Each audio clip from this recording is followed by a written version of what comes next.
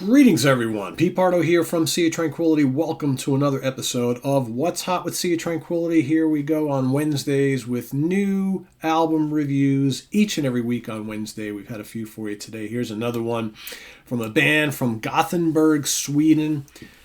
A place not always associated with symphonic power metal bands. You think of Gothenburg, Sweden, you think of like melodic death metal bands, right? But this particular band, they've been around for quite some time, since the early 2000s. 2001, their first album came out, The Battle of the Ivory Plains. This is their sixth studio release and first one in like 11 years. AFM Records, Dragonland, The Power of the Nightstar. I will admit, this is my first time ever listening to Dragonland. All right, so Under the Gray Banner came out in 2011. That's their last album. Prior to that, we had Astronomy in 2006, Starfall in 2004, Holy War 2002, and Battle of the Ivory Plains 2001. So let's take a gander at this here. Like I said, 11 years in the making. As with all of the AFM Records artists, many of them power metal. Always a nice little package. Let's take out the booklet here. Apparently these guys are really big on complex sci-fi storylines, as you can probably tell by the artwork here. Lyrics are very involved. You want to read along if you're a science fiction fan, you've come to the right place. There are the guys in the band. I will be naming them all momentarily. Okay, here we go. Jonas Heidgart on vocals and drums. Previously, right now he mainly sings. Olaf Mork, who is basically the leader of this band, lead guitarist, plays keyboards, synthesizers, piano, that whole thing. Jesse Lindskog, also lead guitars.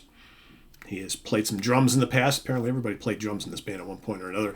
Elias Holmlid, keyboard, synthesizer, and piano. Johan Nunez, he is their full-time drummer since 2014. And Anders Hammer on bass. Had various other people kind of coming and going from this band over the years, but that is the current lineup of the band. And again, symphonic power metal. Very kind of happy stuff, very melodic, lots of catchy choruses, anthemic passages and arrangements. Loads of guitar thunder on here, plenty of symphonic keyboards, great guitar solos, really strong vocals. I like the vocals a lot on here. Again, but this is very upbeat, melodic, happy type stuff, but it's still pretty heavy and enjoyable. I like the symphonic elements here. Adds kind of a proggy touch in spots, but this is not progressive metal, right? This is not, complicated, intricate arrangements. There's not a ton of soloing, right? There's plenty of solos, but it's not, you wouldn't confuse these guys with Symphony X, Dream Theater, Vandenplas, right? I mean, this is definitely different type stuff. Some really cool songs on here. Again, my first time listening to the band, I was pleasantly surprised because I didn't know what to expect. You think Dragonland, all right, kind of think I know where this is going. Sometimes yes, sometimes no. I really enjoyed A Threat from Beyond the Shadows.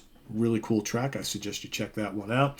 Also, Resurrecting an Ancient Technology. There's a little bits of narration here and there on this album, which, I didn't mind in spots. In other spots, I was kind of like, do we really need that? But again, they're telling these stories and whatnot. Their lyrics are very involved, so I get it. Science fiction, I get it all, right? A Light in the Dark, another really cool track, Flight from Destruction. And the last track, actually the second to last track, Journey's End, pretty cool. That's like just under 10 minutes long. That's pretty neat. Overall, good sounding album, fun, it's anthemic, it's got lots of the power metal, power metal tropes if you like that sort of thing, speedy drums and the chugga rhythms and, the high-pitched vocals, all that sort of thing. Normally, I'm very hit or miss when it comes to power metal bands. There's a handful that I really like a lot, that are kind of like the tried and true for me.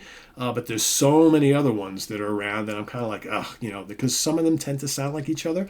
I think these guys have their own sound, which is pretty cool. They're not quite as over-the-top symphonic as like a Nightwish. Obviously, male vocals here as opposed to female vocals.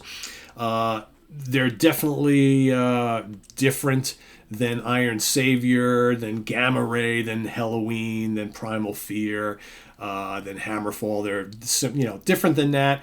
Freedom Call, there's a little bit of similarities there. Mob Rules. There's lots of these power metal bands out there that kind of occupy a similar space. But I think these guys are different enough. Like I said, they're very the lyrical content is very different, and if you really want involved lyrics with sci-fi themes, you'll probably really enjoy this stuff.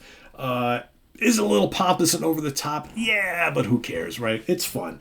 Again, not my everyday listen or my common cup of tea, but I can listen to this and appreciate it. I think it's kind of fun. I know I have lots of friends who like this sort of thing, so it's like I'm aware of why people like this, and maybe why sometimes I don't like stuff like this. But I think this is fun. Good, solid record. Easy a 4 out of 5, right? Because everything about it is very appealing, right? Maybe, like I said, maybe not an everyday listen to me, but I can totally hear what people find so great about this album, this band, and stuff like this.